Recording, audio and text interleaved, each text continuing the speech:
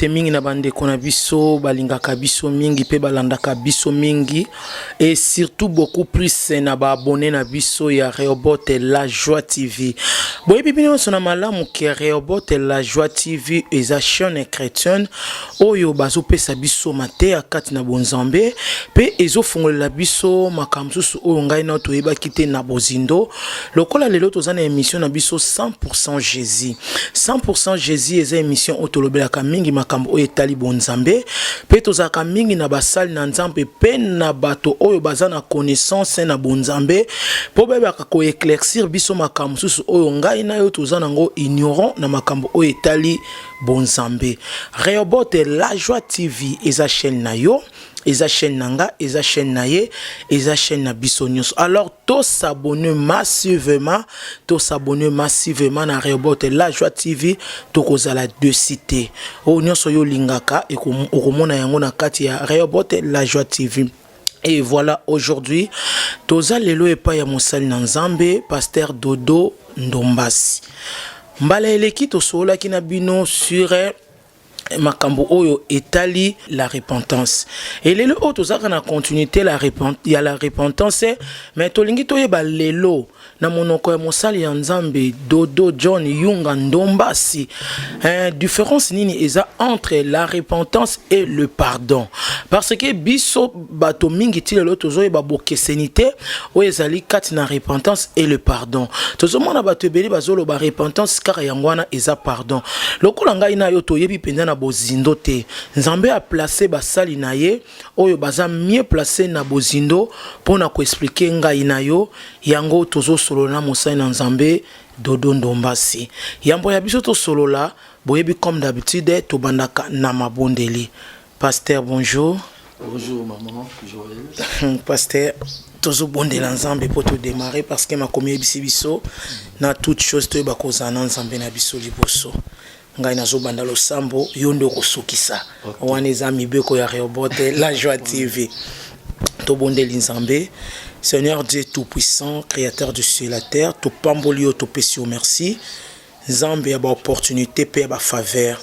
Merci na opportunité pe faveur oyo pesi sous biso na 100% Jésus ya kokuta na lelo na mosali na yo na kosola oyo etali maloba na yo nkolo yango na sengi molimo santo na nzambe azala au centre ya masolo na biso du début jusqu'à la fin o nyonso mosali na koloba nzambe azala inspiré na molimo santo afin que peuple na yo azala na connaissance ya koyeba nini o nzambe lingolo bela biso na moment oyo to sengi makila na yo ejinga biso ebande ekino suka toza na yo na kombo na Yesu, amen. Amen. Pasteur Boni. Malamu. Boni nzoto. Nzoto malamu. Santé ko moyena tunezate na sale rende na tuni nzoto pona moi déjà. Donc santé ça va matin mais la ça que pasteur Dodo Ndombasi ça est très bien. Tenangolo nzambe. OK. Toujours nangolo pasteur yambona soto banana ebité lilobani okoloba na bandimi basali na nzambe bato nyoso bazolanda na Rehoboth La Joie TV. Na pesi merci na bino oboyambinga na pesi merci na Rehoboth La Joie TV na occasion oyo nazui ya koleka na po ete bandeko ebele balanda biso bandeko noso balandi ya Rehoboth La Joie TV mbote na biso na yebi ke na ngolo na nzambe to ko luka to édifier biso par rapport ya révélation pe par rapport ya makomi ya nzambe et pe to sengi pe na ba mususu ona no ba s'abonner te na kat na chaîne na biso ba kota na kat ya chaîne yango petit kanzama pambola biso na kasi to olikisa tango malamu elongo na Yesu Kristo. Amen. Lobi mosai na nzambe nzambe apambola biso ba etozolanda Rehoboth La Joie TV et pe to kolekisa tango malamu na elongo na Yesu Kristo. Pasteur Dodo Ndombasi leo toyeto sola nayo na sujet oyo bato ebele basali na nzambe pe ba na nzambe ebele kino lelo baza na confusion ya koyeba tolingi o éclaircir biso na molai toyeba différence nini o ezali entre repentance pe na pardon. Premièrement tolingi o expliquer biso soki repentance eza nini pe deuxièmement tokozana besoin o expliquer biso soki le pardon eza nini pe o sala biso bokeseni wana. Merci beaucoup. Le pardon na repentance ezali sujet moko ya kitoko makasi pe ezali base ezali même porte ezali ko entraîner biso dans le salut. C'est très important. D'abord le pardon toko définir en a deux dimensions. Il y a liboso dimension par rapport à mutu, par rapport à l'homme, et puis ami balé le pardon par rapport à Dieu. Il y a liboso par rapport à mutu, pardon ezali action yako accorder l'action de pardonner à un offenseur. C'est-à-dire moto a salio mabe, yako limbisa ye, et puis yako garder lisusu te ressentiment ya mabe contre ye. Parce que bamusu bazala komona alimbisi mais azaka na ressentiment mabe ne balobaka ko limbisa muteza ko bossa na likambo te. Et puis amisa tunakati pardon, il faut à éviter aussi les dédommagements. Donc moto a pardonné. Ya liboso na kati ya motema na ye alimbisi ako garder sous-souté et loko na motema na ye et puis aussi ako éviter que ba dédommager ye, c'est-à-dire un dédommagement est cause à la morale, tout cause à la paix financière par rapport à cela. Ya ngwana liboso mais ami balé le pardon par rapport à Dieu ezali bolimbisi onzambe nenga limbisa biso. Pasteur pardon totelement non moi moké na tout isamine siko lobi moto alimbisi akoba sute ke ba dédommager ezana bato mingi oyo tant mususu moto asala ki eloko moko to abungisa ki eloko nae amemi moto wana matata te suka nango alobi na limbisi kasi esengeli afuta eloko nanga. Est-ce que on est à pardon sincère? Là maintenant nous nous poserons la question ce qui est vraiment limbisi parce que ce qu'a limbisa qui est a goloba na epeke non ko pesa li sous-souté. Donc ça dit le modèle il y a pardon ezali d'abord la définition o ya yemoko ya nzambe le pardon o tout balami balé par rapport ya nzambe. Pardon nzambe ezali acte libre pe miséricordieux oyo nzambe apesaka accès na mutu ataza muta masumu po azwa grâce na ye. Ce qu'on nzambe tanga pesaka biso grâce à ça librement parce que c'est un Dieu bon, c'est un Dieu miséricordieux da limbisaka biso pe apesaka biso malgré masumu to salaka apesi biso accès à grâce na ye. Mais nzamba tindaka te atsenga dédommagement te. Nzamba senga biso en retour. C'est-à-dire le modèle du vrai pardon, c'est d'abord Dieu lui-même. Et c'est ça le pardon. Alors, surtout le but de définir c'est quoi la repentance. En fait, la repentance, c'est la douleur qu'on éprouve. Hein? Et c'est la repentance qui entraîne la conversion. Pour moi, à se convertir, et bandaka liboso na acte ya reconnaissance. Donc, la reconnaissance, c'est cette tristesse-là. Le mot reconnaissance est outil na grec, dans le Nouveau Testament, est outil na mot métanoïa, qui signifie le changement de mentalité. C'est au niveau intérieur, na kati na moto a se décidé à monique na otambu sa vie na nga malamute, nesikoyo en écoutant Dieu, parce que Dieu lui-même qui est l'auteur de la repentance. Donc ça la repentance c'est soki nzambe moto a tuti mutema na été nzamba bandali bosoko tuta mutema mutu, nesiko moto aye pa nzambe na kati na passion, c'est cette tristesse là, c'est la profonde tristesse du péché et ça loko la volte face ya pécheur hein. Donc na bandako kende bosiko na tourner na zongeli nzambe et c'est ça la repentance. Kasi pasteur na landio na bokebo lobi moto akokosa la repentance te soki nzamba simbi motema na yena noté. Kasi eza na bino pe basali ya nzambe bokoma ko exiger moto asala repentance soki moto yena lingomba oisi moto ya mboete o sambela malamu ya mboete nzamba ya mbalo fongeli osala repentance c'est pas inanga. Est-ce que ça nécessaire na moto asala repentance c'est pas ya moninga moto ou bien moto akokosa ka repentance c'est pas ina moko nzambe? En fait, place wana pe ya repentance ezana double dimension. Ezana makamu mususu mutu akokiko ça la repentance de lui-même. Mais il y a certains péchés au esengaka lorsque quelqu'un a commis attristé nango pour que à se dégager nango, hein? Il faut à confesser parce que bien sûr la biso na mokanda proverbe c'est lui qui cache ses transgressions ne prospère pas. Mais c'est lui qui les avoue. D'abord avouer, à quoi avouer ngo panani? À quoi avouer pas nzambe pe à quoi avouer ngo devant un homme de Dieu aussi, hein? Et les délaisse aussi parce qu'il ne suffit pas simplement d'avouer mais aussi à côté kayango c'est celui-là qui obtient la miséricorde de Dieu. Ne motabongo de nzamba limbisaka. C'est-à-dire zana bato mosusu oyoyo akoki koloba directement et pas nzambe. Zamba limbisie mais zana bato mosusu oyo repentance na bango esengaka na suite nango délivrance salama. Parce que bato bongo esengaka il faut aussi asola mosala nzambe. Je vais donner un exemple hein. Ce qui par exemple eto na yiba kilipa na koloba naka tata nzambe nazo reconnaître ma somo danga c'est cette profonde tristesse là toto loba awawa oyo moto esali na kata motema na zongeli nzambe.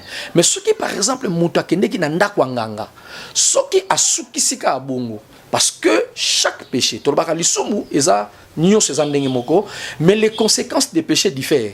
Si les conséquences, il y a dans le domaine de la délivrance, et c'est que cette personne-là qui se retrouve devant un homme de Dieu, pour la délivrance, c'est-à-dire même le monde des ténèbres, et bien ceux qui m'ont confessé misala mabe asala. Je me souviens encore un jour, j'étais au Congo central, na baneko yamba mwana mwasi moko azaki mobulu akina 12 ans azaki mobulu mwana ngo et maintenant combien de 14 ans baneko mobulu déjà partir à 12 ans.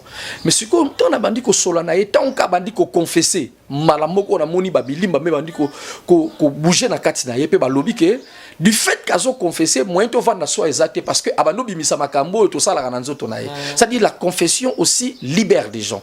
Mais ma bezalaka ndeka que ezana ngaka malamu kaka te ko forcer mutu ko forcer mutu kaka aya ko lo makampana yo et puis aussi ça demande aussi la discrétion ya musala nzambe tango zo kalika ya mutu bongo il faut être discret ya robimisa yango te ko banga pe ko divulguer ba secret à bato mususu yango comment ça la pe bato mususu akoma ko se repentir voilà mais ça moko ya ba clé eza moko ya ba clé lorsque mutaleki na cure d'âme to bengango l'opération de la cure d'âme mutaye liboso musala nzambe abandi ko loba des actes parce que il existe des péchés, il existe aussi ce que nous appelons des œuvres mortes.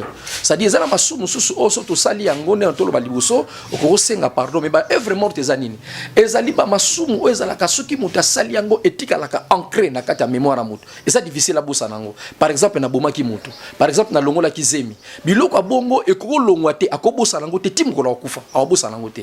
Alors maintenant ces pratiques là qu'on appelle les œuvres mortes et sengaka pour la délivrance de la personne aussi ata senga ki bolimbisi moko liboso nzambe qu'elle s'approche aussi a poussa la pemela mosala nzambe et aussi à senga à confesser liboso mosala nzambe. C'est ce que les catholiques ont remplacé la repentance avec ce qu'on appelle la pénitence. Pasteur, na lanjo na boke binyon so kasi bande kona biso bazolanda biso na 100% Jésus na Rehoboth la Joie TV. Baza bato ya tembe mingi ba lobi pasteur tolingi toyeba na question oyo répondre na biso tolingi o approuver biso na ba verset biblique oyo l'accepté esengé na moto penza na vie na yeso ki ayambi Yesu ayeba ko se repentir ou esengé na moto aleka epai na basali na nzambe asala repentance na epa basali na nzambe. Bon. En fait, la Bible, le verset concernant la repentance, c'est un verset, ça je prends l'exemple de Luc 15, verset 17. Je crois, enfant prodigue, tango amoni que makamona sali papa. D'abord, yemoko, déjà ça a commencé par la tristesse. C'était la repentance déjà. Tango azongi pe papa naye, il a demandé pardon. Et papa naye, il est allé vers son père parce que son père devait lui accorder le pardon. En fait, si vous lisez aussi Romains chapitre 6 verset 17, il y a plusieurs versets dans la Bible. Oyo Bible zo laksabiso que soki toko bomba masumu na biso, toko prospérité, mais si nous confessons nos péchés, il est fidèle et juste tel que un Jean Zomanabiso, et juste pour nous pardonner et pour nous purifier de toute iniquité. Donc la confession des péchés, au salabolimbisi, au sengabolimbisi amasumu pa nzambe, se repentir, ezali premier pas au meabiso la conversion, pe yangonde koti sakabiso na porte du salut parce que lorsque le Seigneur Jésus était venu dans le monde, Jésus-Christ a dit l'évangile à côté a dit repentez-vous. Et lorsqu'il a laissé aussi ses disciples, a toujours la repentance. Et Pierre, dans Actes des Apôtres, chapitre 2, la première pêche miraculeuse spirituelle, il a gagné plus de 3000 âmes. Il avait prêché simplement le message de la repentance. Donc le message de la repentance est très important parce que tous les gens ont une église, mais ce ne sont pas des chrétiens repentants. C'est-à-dire que parce que la repentance n'est pas un acte intellectuel. Ça implique le changement de conduite. Ils allaient les moto échanger. La repentance, c'est aussi que moto oyo aye azwa attitude du cœur. C'est l'attitude du cœur. Ce n'est pas l'apparence. Mais d'abord un cœur où ezali oùeboukani et pas une nzambe. Parce que la Bible dit que Dieu ne dédaigne jamais un cœur contrit et brisé. Dans le psaume chapitre 51 verset 19, David a lobi nzambe yo dédaigne. C'est-à-dire au bois qui s'akate moto soki motema na ye et boukani pe eye kolele pa na yo, Dieu ne rejette jamais. Pasteur, Dieu ne rejette jamais moto mebuka ne kolele pa ya Nzambe. Et quand est-ce que nous devons se repentir? Parce que zana moto mosusu pasteur azoya église toyebe ki aza monzumi fidèle mais katina ye toyebi te soki ezana nesenge na ngonga nini moto a se repentir moto ko se repentir na ngonga ume na kati ya etonga to na momo ya ikana etonga moto a se repentir mbala moko. Bon, la lingaki na pesa moi précision moi moké hein. Le pardon oyo tozwaki pa na Nzambe eza c'est quotidien, c'est pour chaque jour. Hein? Si vous le voyez, la prière de notre Père, au Mona, pardonne-nous nos offenses. C'est-à-dire, nous avons besoin de ces pardons-là chaque jour parce que nous bronchons de plusieurs manières. Apôtre Paul Talobiango. Tout ça, là, comme on a plusieurs manières. Et même Salomon, lorsqu'il a dédicacé qui temple à l'Obin Zambe, ceux qui m'ont tenu, soyez awawa, pour asenga yo bolimbisi. Yokaye parce qu'il n'y a personne où il y a ça la Bible dit car tous ont péché. Donc, le soumou, tout ça, là, parce que de par notre nature, la nature de la chair, nous avons le faible homme qui est en nous. Voilà pourquoi un enfant de Dieu, même si à cause de la pasteur, il peut pécher. Et nous avons besoin de demander pardon à Dieu tous les jours de notre vie. Nous demandons pardon. Mais la repentance, c'est quoi? La repentance, c'est quelqu'un qui demeure dans la vie du péché. Et lorsqu'il a écouté la bonne nouvelle, le message du salut, Manaye Toutani a changé mentalité, c'est le changement métanoïa qui signifie a changé attitude ya Mouté Manaye, a changé mentalité naye, andimi à ça la volte-face, a tourné contre le péché, a se donné maintenant et pas à Christ. Et c'est là maintenant à yepa Yesu Masia. Ce que Moutabongo lingolo batango à yepa Yesu Masia, c'est la conversion, non, à ça la conversion pour ne plus revenir dans la vie du péché. Normalement ce que Moutabongo limouté mais ali pour appeler sa vie naye et pas Yesu Masia, pas zunga suna masumute. Alors ce qui Moutomoko azo vivre na vie à masumu là toyebite so tokolobani ni po na ye parce que lorsqu'on vient vers le Seigneur Jésus, c'est lui qui prononce le nom du Seigneur Jésus, qu'il s'éloigne de l'iniquité ou encore qu'il s'éloigne du péché. Et c'est ça. Le pasteur ezana moto oyo azako bondela. Ezana basali nzambe ya lolenge na lolenge, nous avons des prophètes, des pasteurs, des docteurs etc. Mais toyebi bango na bo moto yebi ke oyo azali pasteur tel oyo pasteur kasi soki lolenge na ye etamboli ezama la moteli boso na nzambe, est-ce que moto wana asala repentance sincère na miso nzambe to lobeti azana repentité? Le problème c'est que moto muso à cause à la ya nzela nzambe hein, asala pe repentance sincère. Mais il arrive que à quoi ina masumu Bible qui tombe sans se relever. C'est-à-dire à tout moment, surtout Sali Masumu, nous avons auprès de lui cette assurance-là, surtout Yepanaye, hein, Nzambe Ayambara Biso, Penzamba Libisara Masumu la Biso. Mabe Zalinde, Soki Motomoko, Oyoyo, Asalaka Masumu, et il demeure dans le péché. Hein? C'est-à-dire, il aime le péché, il pratique le péché et il demeure dans le péché. Mais lorsque le péché peut venir dans la vie, parce que d'abord nous péchons par omission, nous péchons aussi par commission. On va expliquer, hein? Tout ça, la kamasum par omission. C'est-à-dire, na salé lo comment mena yeba kite ta musu ces alisum. Mais tant ba yebisinga ba reprocher quand on comprendre que ça masum. Musu tout ça la alisum par commission. Par exemple, je prends que mutu moko o ya yebi déjà que nako kende ko tambola na mwasi. Ti azobonga masobonga sa mbongo ya hôtel azobonga sa yimoko azo se préparer pour à commettre le soumouana. Na linga kina sala sous précision moi moketa nguna question tuna kina nambalo eleki tala attitude ya Caïn. Caïn azuli kanisi abomande konaye. Nzambe penza alobi na epa pekisi abide que le péché est devant ta porte. Aibisi asala malamu. Mais Caïn aboko sala malamu abomi ka ande konaye. Quoique ayoka ki déjà nzambe. Là maintenant c'est le sentiment de rébellion. Or Nzambe azalaka contre ba rébellion, ba rebelle plutôt. Nzambe azalaka contre bato nyonso bazali kotambusa na rébellion, o bazali kotelemelaye et contre les incrédules. Nzambe azalaka contre bango. Mais Nzambe pardonnera bato wana te, ceux qui sont dans la rébellion. So Caïn tanga yoki Nzambe, Caïn bominde konaye. Mais tant Nzambe ye ko reprocher Caïn. Omoni Caïn ole azana souci ndenga bominde konaye, ye souci na ezalaka na punition. Omoni azota la punition azobanga nde punition tant Nzambe yebisi yeke okoyenga yenga ya le biono punition na ngeza grande olia banana ko loba non Nzambe pardon j'ai péché Donc il n'a pas demandé pardon par rapport à son péché, mais lui, il a simplement regardé la sentence qu'il a vu que la sentence était grande par rapport à son péché. Ça, c'est une mauvaise attitude.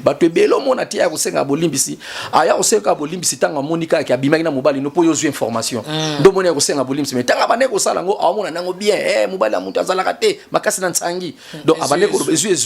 si là, ce n'est pas un cœur repentant. C'est circonstanciel. La repentance c'est circonstanciel. Hein? Ayoki matea par le fait ya matea wana malamoko yesu nandimelio mais lorsque azobi makara malamoko azana yesu nanité à qui sente j'avais vu une fille ayaki pananga non pasteur bozote ya biso totika vie à désordre nandimi penza alela ko tumukolo na culte aleli si banango après quelque temps mukolo suna mona yepa nanga o pasteur siko sombelanga mafuta sombelanga nino ponga siko na tiki mibali nanga siko tala suki bisi bakinkusi naza siko na muta ko sombelanga te sokite na zongela vie wana. Là maintenant on ne parle pas de la repentance sincère.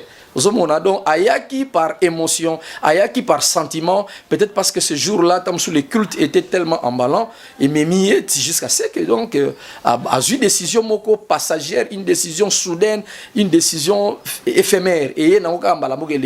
Mais c'est lui qui a fait vraiment une vraie repentance. Hein? Oya bongo li pena motema na ye, moto bongo ça peut lui arriver de pécher, mais il n'a qu'à demander pardon parce que le pardon existe et Dieu est lent et miséricordieux, il est lent. Il y a qu'opinir biso là la colère est riche en bonté. Merci pasteur Dodo Ndombasi John Yunga mon frère. Nalingi na yeba pona basali ya Nzambe tozana deux façons ya repentance on a posé question sikoyo ya basali na Nzambe pe ya pagano ndenge tolobaka basali na Nzambe za bato o lokola bino bozote mana chere bozole exception liloba na Nzambe siko tango mosali na Nzambe ya kwena mabe oyo bato nyonso ba remarquer ka kwena mabe est-ce que ça ne cesse ya kosala repentance na miso ya bandimi na miso etonga to esenge na eka kosala repentance en coulisses na Nzambe na ye parce que biso bandimi toyaka peta muso kosala repentance epai na bino basai na Nzambe bosengela biso mawa na Nzambe kitali kona biso peto mona ka yango mingi Nzambe asalaka kasi yo mosai na Nzambe soko koyena mabe est-ce que repentance na okosenga yango na bandimi na yo to okosenga oka na coulisses epai na Nzambe? Bon, ça dépend de l'acte que cet homme a commis. Parce que le ministère, nous l'exerçons devant Dieu et nous l'exerçons aussi devant les hommes. Voilà.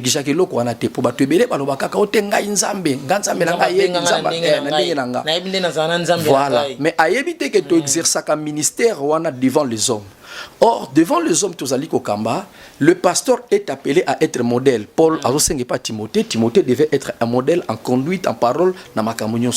Alors maintenant, ezana masumu nyonso te oyo pasteur fallait kaliboso église aloba ono talaboy non hein ezana masumu nyonso te parce que le pasteur on suppose que c'est un homme qui craint Dieu hein ça dit que ba makambu o batonsu ba sala ka babi que pasteur sala rangote hein c'est comme cela parce que musala nyonso ezana ba principe nango ezana ba interdit nango il y a des choses qui sont interdites pour que Moussa Nzambe a sali. Mais ça peut arriver que Moussa Nzambe a sali quelque chose, Yamabe. Hein? Mais ce qu'il faut, c'est l'acte moko oyo et bébisi moralité. Hein? Et puis acte moko oyo yo et ko influencer même, pe ko détruire même Moussa Nzambe. Wanande toko ko senge pa Moussa Nzambe a télé malibuso. Topé cet exemple. Hein? Pasteur bakangiye na isika mo na mwasi abato. Et l'équipe est na Molière. To pasteur a zimisi mwana moko boyo pe ba longoli zimisi ko sali ke e bendi ba problème be c'est-à-dire des choses où sali des gâteaux pasteur a melimbongo abato ba ye ko kangaye ba soda ba kangiye nyoso ba kenaye c'est-à-dire ce que sali ke mosali na Nzambe acte moko salami oyo et troubler peuple Nzambe et déranger moralité et déranger même ordre il y a église le pasteur peut passer devant hein Yako Sengaboli, c'est pas Nzambe parce que ça touchait Batebele. Mais ce qui, par exemple, les pasteurs, supposons qu'un pasteur est venu vers moi à confesser pendant un pasteur, n'a quoi qui n'est qu'au bout. Tokoki ko lekisa pasteur wana te al likalibose église pasenga pardon. C'est maintenant nous kasi ya on a lobby déjà wana na biso batu bayeba kiango. Wana ekomi lo mosusu. Mais ce qui batu bayeba kiango te. Hein? Wana siko c'est nous l'équipe pastorale. qui devons nous occuper du pasteur. Parce que qu'on exposer aussi pasteur, tout le monde en est bien. Pour nous l'accès ma bé, faut qu'on la mabé. Mais yebango, il y a des membres à cause de la carte église que tu as zakana fiancé na ye alonga kana ye kutu albaro to la carte ko balana. Dans un arabi ah nso ni kutu pasteur alia kana mbwengi ngana ye bakate. Voilà, c'est au mutema. Siko ekopesa bango porte, il y a de faibles qui sont à l'église qui peuvent tomber. Bamususu komona eko décourager bango, bamususu eko encourager bango à commettre le mal que le pasteur a salaki pa bika ah pasteur kuta salaki yango. Après ça mutu kutu motola nzambe kutu atia kabiso salaki yango. Voilà pourquoi nous protégeons l'homme de Dieu. Ce n'est pas parce que tu as besoin de protéger l'isumu oya sali, to protéger ka musala nzambe bebate parce que ce n'est pas important. To bebisa musala nzambe to lexaka ke lo moto lo bango liboso église alors que tu es que ma église. Mais ce qui acte wana par exemple, hein, tu peux exemple neti sextape, hein, bakangi yo pena ya solo. Et puis tam mususu eleki na ba réseaux sociaux, muta bongo azo akokotele ma liboso peuple nzambe bongo te soki abandi na liboso na collège pastoral te, il faut d'abord to sali travail na collège pastoral, hein, simanango aussi akotele ma pe liboso na lingomba pona ko présenter bolimbis na ye liboso na lingomba. OK. Mais na ko insister que eli kolobate que soki l'équipe liboso église te lingomba te nzamba limbisi était. Ah. Parce que nzambe pas limbisa biso arozelate à l'église église. Ça dit par sa repentance déjà nzamba ko limbisa ye, mais par rapport à l'église, voilà, par rapport à l'église, par rapport à l'organisation de l'église, par rapport à l'éthique, par rapport à la morale, par rapport à la bonne conduite, par rapport à son rôle d'être le modèle, il doit passer comme cela pour demander pardon au peuple de Dieu. Bon, si le pasteur na kati etonga tozana collège pastoral, batonya tozana na collège pastoral bazaka ba pasteur etonga soki yepe akwina mabe. Est-ce que musali wana akotele mabe o pe musali yebani ke musali wa sali boy. Est-ce que yepe akozala obligé akote maliboso etonga kosenga bolimisi toye musali kosuka kai pa ina bino bakambi na ye. Bon, maintenant, surtout que l'excès liboso église, tu es membre église, topé, ba o bazana bango na influence à ma capacité, o ba télé makana cherté. Pourquoi? To linga ka moto a télé makana cher. Azala modérateur, azala nani yeloko la ba mona kaye déjà. Hein? Ba mona ka déjà que a télé makana liboso peuple nzambe, donc il doit être obligatoirement un modèle. Mais ce que ça n'a pas mosali moko boye azarane tam sous charge à finance tout ça, ce n'est pas obligatoire que tout l'excès liboso église pour à confesser l'église. Ça dit que l'église ne doit pas être là pour exposer les faibles. Hein? L'église et ça la musala wanate parce que ba mususu ba komisango lokola neti cheval de bataille. Non, faut que tout ça te. L'église eza wana pona koluka ko encadrer ba membre to perdre ba membre te to laisser bango mano balanzambe po ba kota na lola. Ça dit to ko banaka ko obligé kaka te to banaka ko obligé kaka te to forcer ba tout ça, mais simplement kana bato ba telemaka déjà liboso ne tomber lo basala ka musala nzambe soki asali eloko moko eke eloko wana ngisi etonga peta musuka etonga kaka te na quartier wana nyonso na balabala et que témoignage ya église est commis affecté et là maintenant to lukarato zo ba mesure les belé zakate à confesser liboso église on peut lui donner plusieurs mesures et tali ba suspension à église de tout ça là par rapport à la discipline. OK, pasteur Dodondomba c'est John Yunga na lingi o expliquer na biso penza ba etozo landa yo na bolai mingi penza tango mosali na nzambe akoyi na mabe bongo tango se repentir. Est-ce que bokozongi sa yembala moko likona cher to akozo susu tam susu ya kofanda nanu kino bozongi sa yesu na miso ya bato topé saka discipline na moto abongo. Ça dit que chaque église locale ezakara une certaine discipline. Ça dit so muta sali mabe elingolo baté so sali mabe mbala mo na poko nango botiki ya te. Mais topé ça est tant moko oyo akofanda o to benga le temps de la suspension, hein. Mais ce que temps wana pe ekozala en fonction il y a problème ni na sali. Hein, là, la gravité du problème. Bato mususu ko moni problème na bango ndenge elekeli penza. Osoba keno makambo yo peuple bazana ngono na kata mutema, il faut encore lui accorder un temps pour que lobby azonga et pendant tout ce temps-là, bato basala ka bongo tam sou mutaza sous discipline, c'est nga faut ça soit un travail. Le pasteur ne doit pas abandonner ses frères, hein? Parce que Dieu lui-même, na kolobelo komoko Dieu lui-même en nous créant homme nzambe pe andimaki risque que tokosala pe masumu parce que soki nzambe amonaki tokosala pe masumu te fala sa absolument bakwa ba ange mais lokola toza batu ça peut arriver que tosala lisumu sikoyo nalingaka pe te l'église oyo elinga kozwa place ya nzambe omona babandi kopinir mutu au-delà kutu tamusu oyo nzambe akozala nango tamusu bona bandaki kokandele banda kala turo loko ekweli akomona boye mais topesaka ta moko ya suspension mais tant wana ezalaka il faut lui manifester beaucoup d'amour et puis bozo ko encadrer de façon que akimi église te ayaka baso mona bapesa condition faut zanga te la culte oyaka boye tout ça amona na wana sima nango tant tomona que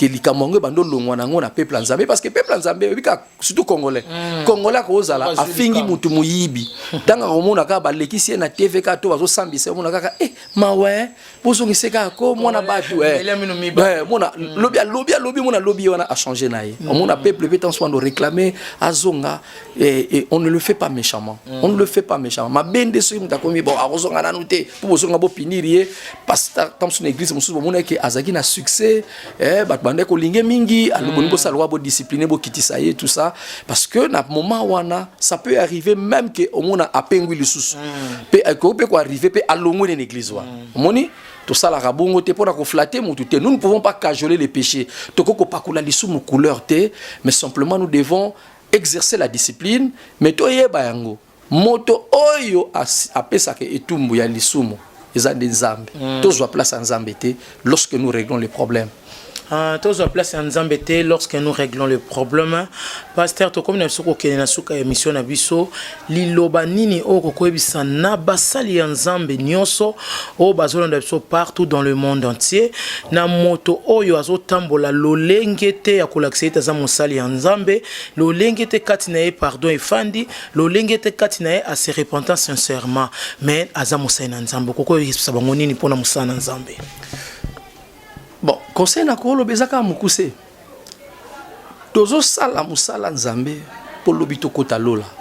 Parce que litombani ekozala na tei na beglize minene na tambuli mokili mobimba soki vi na ngambo ko nazo bongisa ngote.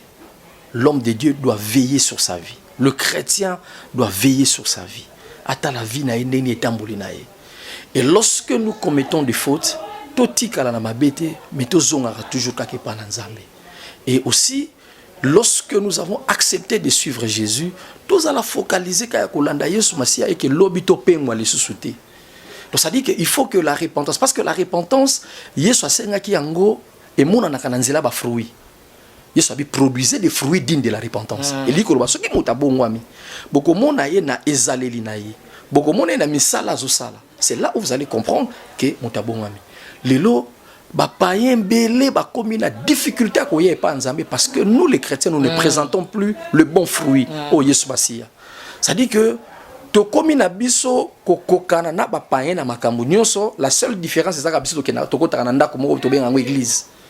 Mais ce que les païens font, c'est ce que nous faisons aussi. Et plus aussi, au monde, ce que les païens font en public, c'est ce que les chrétiens font en secret. Il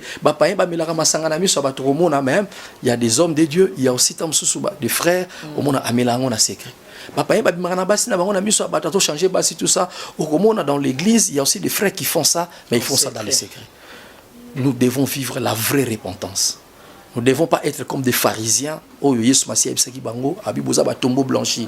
C'est-à-dire vous faites l'apparence de la piété. Bozola salibanda comme si bozali batomalam, bozola tabaroba milai, kosala ba prière na ba place publique alors que votre vie est zango éloignée à l'intérieur de vous bozana mikuwa ya pamba bozaka ba tombeau blanchi.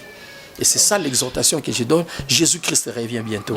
To veiller na yango parce que Yesu Masia atanga ko ya so akuti biso na via masumu. Nous allons risquer nous travaillons pour Dieu, église parce que lobby pour tokota lola. Ngana bandi ko sambela na ngola nzambe na moment oyo nazakata na pantalon malonga te elamba malonga te bilamba ya pasi na sekutu na tricot moko na bosala ngo te na benga ko mekabola bitumba parce que zaki tellement munene banoko benda ni banoko matina lipeka awa de soka to bendinga ngo na robanga na ngate pe ko benda ni kuzonga ya no benga kabola bitumba ko kabola no bitumba za na problème te e ko katana. Donc ça dit na pasi. Ça dit lorsque je suis venu au Seigneur Jésus-Christ na yete po Yesu apesa nga ba voiture na yete po Yesu Masia apesa nga ba voiture voyage. Par la grâce de Dieu, il nous accorde ces choses, mais simplement, naïe d'abord, nazanaïe soumasia pour lobby, dans la recueillir auprès du Père, dans son royaume. Et c'est ça l'exhortation que je donne au peuple de Dieu. On est exhortation, mon Seigneur, ensemble, et puis au peuple de Dieu. Pasteur, on a l'ingéo yebisabso na bokebi nyonso na bato nyonso banandi biso bato baza basai na nzambe te mais bato basambelaka donc na lo bato batemaka na cherté lokola bino bato ba exercer ta service mote na kati etonga mais bazaka ka bato bakende ke église bazongaka bato wana bazaka komitungisa mingi soki mosali na nzambe moko akoyi na mabe et décourager alobi anga na okende so église te itala ko ba pasteur boy tala ko ba pasteur boy na lingi oyebisa bato wana na bolai ba comprendre eloko nini na makambo ezokwela basai na nzambe par rapport au vie chrétienne na bango. Merci maman. Ndenge na lobaki awa, nous ne pouvons pas acclamer le mal. Nous ne pouvons pas aussi cajoler ceux qui font le mal. Nous ne pouvons pas aussi mettre de la couleur dans les soumos. Les soumos eza les soumos, mabe eza mabe. Nous reconnaissons qu'il y a des dérapages. Nous reconnaissons qu'il y a des fautes, il y a des erreurs des hommes de Dieu. Nous sommes sur les réseaux sociaux, nous sommes sur mais il y a certaines personnes qui ont pris même la décision. Namuna qui même un journaliste, il y a SM. SM, il y a bisotepo, SM, Église du Christ en mission. Mais bango ezali église du Christ à maison. De comment na bango va na ndako. On a nini parce que bazo mona basali na nzambe musu bazo sala mabe. Or soki penza bato yango nde balobaka ko nga na sambelaka na nga mais na préfère na sambela na ndako. Soki na zongisi bango na kati na Bible bakomona que eza bongo te parce que na Bible nzamba senga ki bana Israël, hein? Po balakisa ke balingaka ye. Po balakisa reconnaissance et aussi qu'ils adorent l'Éternel premièrement. Il faut liboso bazala un amour excessif pour le Seigneur. Il y a liboso yangwana. 2, il faut bazala zéler pour le nom de l'Éternel. Kozala zéler pour le pasteur d'abord, mais d'abord pour comment nzambe fingi samate. Donc il faut luka comment nzambe fingi samate. Voilà pourquoi dans ces histoires là, je ne commente pas. Je ne parle pas. Ceux qui n'ont pas loka bongo, d'abord le nom de l'Éternel soit exalté. Puis amisa tout, nous avons que tout Israélite a un respect et puis une assistance au culte. Ça dit qu'aucun des cultes est déjà un acte d'adoration. Ça déjà que non, j'aime le Seigneur. Si tu veux prier, entre dans ta chambre et prie. Attends à quelle église était.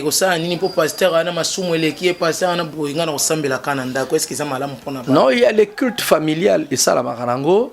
Il y a les cultes personnels au kosa on a katandako et il y a aussi les cultes au temple. Hein? Ce qui nous a mamona qui temple les amabe. Mais dans l'Ancien Testament et dans le Nouveau Testament, si Dieu a permis qu'il existe un lieu, un sanctuaire, et la Bible dit, là où 2 ou 3 sont ensemble, en son nom, Yazawana. Il est doux pour des frères de demeurer ensemble. Tous allons ensemble, tous célébrer un culte en son honneur. Ça dit cette position-là, tout ça, ce n'est pas une bonne position. Ce n'est pas une bonne position, ce n'est pas encouragé. Même s'il y a du péché, même s'il y a le mal, on n'abandonne pas l'église. On peut abandonner une église là où on dit que cette église-là ne cadre pas avec la saine doctrine. Encore là où le pasteur qui dirige cette église-là, c'est un sataniste ou encore c'est un occultiste. Alors, par prudence, je peux quitter ces lieux-là pour qu'il ne se malam. Mais ce que pasteur nanga na ebikaza mosala nzambe pour kaka na acte moko apozaki et ti nanga lobina longo église, nous ne sommes pas de cette école-là, de ceux-là qui quittent l'église. Nous sommes et nous demeurons dans l'église du Seigneur. Tolandi na bokebi nyonso pasteur Dodondo Mbasi expliquer bisio yo mondimi. Yo mosai na nzambe yo mutoso yamba ezoloka mo konsipo mobikisi. Etamboli ya mokambi na yo ya mabe et qui misa na présence ya nzambe te tema tango nyonso telema kende lingomba koluka nzambe sambela pona etom soupe ba art musu bato bazo poser zape bango te moto so akomi na bonzambe azanga kape bitumba te yango te le bicepso ko bondela to zo kape ba déception te ya mabe kengai na kosambe suna etonga na mokili bato basili na kokufa na lingi oyebisa peuple de Dieu pasteur esengeli na peuple de Dieu asala nini par rapport à maladie ou à makasi ou ngano to ebi épidémie ou ebomi bato lolenge nini peuple dia ko se comporter devant épidémie ou na moment to zanango. Bon, d'abord il y a liboso nakopesa na ba solution naturelle. Ba solution naturelle ezaka to respecter ba mesure oyo gouvernement ou encore OMS apesi biso ko sukola maboko, ko lata cache-nez, et aussi ya ko sokolingo tousser ou tousser na coude. Nous connaissons toutes ces mesures là parce que bazo répéter les biso ngo na ba télévision na ba émission belé. Tu es bien go kopesa na lipoepoete tout ça ko garder distanciation ni so wana ba mesure wana. Mais au-delà de ça, puisque cette maladie est liée aussi au monde spirituel, cette épidémie là, il y a les anges de Satan aussi qui agissent. La seule solution, ezaka au Bible lo binabiso, la Bible parle nzamba zoba na mukande zayi, alobi peuple nanga cache-toi, bombama jusqu'à ce que ces malheurs soient passés.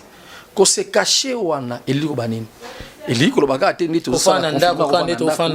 Mais se cacher wana nzamba zoba bango dans l'angle spirituel, c'est-à-dire la vraie sécurité. C'est lorsque quelqu'un est sous l'alliance de protection divine, lorsque quelqu'un est sous l'abri du Très-Haut, à l'ombre du Tout-Puissant, des Psaume 91, verset 1. C'est-à-dire lorsque quelqu'un est totalement en Christ, lorsque quelqu'un a confiance à Christ, lorsque quelqu'un a laissé sa vie pour que la puissance et la nature de Christ agissent en lui. Yango est aussi important parce que malade yango, nenge to moneli yango na Europe. Nan Afrique awa pe nana ndeto tout anaka na bagambela ndenge to fanda na bisika surtout biso awa donc soki ezalaki pe da esala ma pe na bongo mele biso ba congolais to kufa ebele mais zakaka na une main divine où ils opesa biso protection par rapport à cela. Confions-nous à la main, confions-nous à la sécurité de Dieu et pour que cette maladie soit bisotée. Et nous savons que ça a un temps. Et nous avons un temps. Je ne suis pas là pour prophétiser et aussi là mais je sais que ça partira et que la paix reviendra. Pasteur bisoto komina suka ya kokabwana yo na éviter na sujet auto aborda qui est sur la repentance et le pardon. Liloba nini ya suka par rapport à sujet au kokisuskoti que la peuple de Dieu peut même tout le chrétien au balandi biso na 100% Jésus. Je crois ces conseils, ils ont une question de foi. Parce que nous avons déjà dit ce que nous devons faire. Déjà, il faut obéir cette insistance pour motoana aiba koyoka onino zoloba. Quand nous sommes en Christ, nous devons vivre la vie de Jésus. D'abord, être chrétien, ça signifie être comme Christ.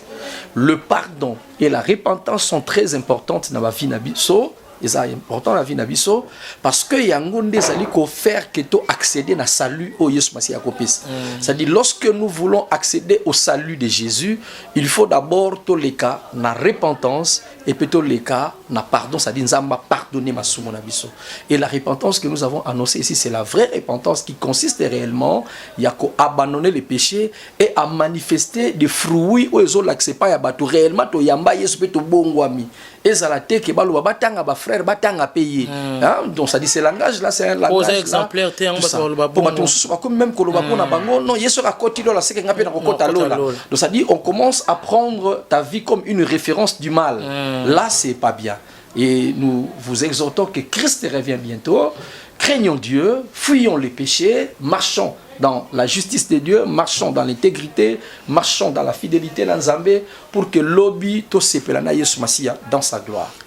Lobi poto sepana Yesu Masia dans sa gloire et sengelinga na yo to tambolo lenge mosana nzambe dodo John Yunga Ndombasi auti kolobana biso to tambola malamu moto ayambi Yesu lokola mo continue mobikisi azali na droit ba RRT et sengene azana repentance sincère pe na kati ya repentance sincère na kotambwana na bonzambe azana moto oyo azali toujours na kati ya pardon paye aiba kolimbisa paye pe aiba kosenga bolimbisa pa ya nzambe. Pasteur to komina biso na suka okoki ko bondela na lobaki suka yo nde kotika suka na maboko nzambe bozongi na nga botika lina yo nde libonde na yo pasteur yawe nzambe tata nazongi si lokomo kemo masanjole pa ina yo permetaki aujourd'hui na yamba bato to balingami bazali ko sala musala na Rehoboth la Joie TV et pepo na tina na balandi nyonso o bazali ko landa biso na nzela ya émission oyo. Que ce message soit puissant pour amener à ceux-là qui te craignent à continuer encore à te craindre. Mais na baye oyo ba pengu mamuke bazonga aussi na nzela bazongela yo yozali tata malamu, tu es lent à la colère et riche en bonté et tu ne dédaignes jamais celui qui vient vers toi. Motono so yake pa na yo papa yo bwa kaka libanda tezame yamba bande ko nyonso bana libi son émission oyo ona mitema na bango ba se décider pour bazongi sa vie na bango et pa na yo tika na balandi nyonso ya Rehoboth La Joie TV ba pambwama pe ba bazali ko kamba télévision oyo ba pambwama et puis aussi bande kolanga bazali ko sala musala na o asali la technique pe mama Joël oyo akambi émission oyo yo zambe pambola bango na kombo na Yesu Masia pe ngolu na yo za sur likolo na biso afin que to continuer ko sala musala oyo ya ko édifier, fait en sorte que Seigneur Jésus, que tout ce que la Bible appelle bénédiction soit le partage ezala ya balandi ezala ya basali ezala pe ya ngai musali na yo na kombo na Yesu nde tolbonde lipe tolobi. Merci Seigneur Jésus-Christ. Merci Seigneur Jésus-Christ. Amen. Amen. Merci beaucoup, pasteur. Merci beaucoup. Balandinyon soya Rehoboth La Joie TV. Bozaki na bokebinyon soya kolanda biso na mokwalelo tulobelaki sur la repentance et le pardon na Monseigne Nzambe. Pasteur John Yungandombasi Dodo. Na bolai nyonso a éclaircir biso et loloko nini o ezali pardon pe loloko nini o ezali repentance naza sir moto nyonso esika azali aza satisfait ayoki na bozindo nyonso o Monseigne na Nzambe alobi na biso yango nazo senga na biso peuple de Dieu. Bo s'abonner massivement à Rehoboth La Joie TV. Rehoboth La Joie TV est une chaîne chrétienne. Mais dans cette chaîne chrétienne, tu as des gagi oyo ekosepelisa biso. Tokozanga te kozwa ba film ba théâtre ya bien o tokolobela mi makambo etali bonzambe yango na pesi merci nanga na couple Makila couple pastoral Makila o ba pesa kingai opportunité ya koleka mokolo lelo ya kosolola liboso na bino peuple de Dieu na sengi na bino bo s'abonner massivement parce que a on est na Rehoboth La Joie TV beaucoup de éducation ya bien beaucoup de édification ya bien o surtout pour na biso ba na Nzambe to ba ko avancer na œuvre de Dieu na makambo o to yeba kate to ko découvrir ngona kati ya Rehoboth La Joie TV. Merci beaucoup na bolingo na bino, merci na tambo pasaki pona kolanda biso et que Nzambe alola apambola bino to kutani mbala ya sima. Bye.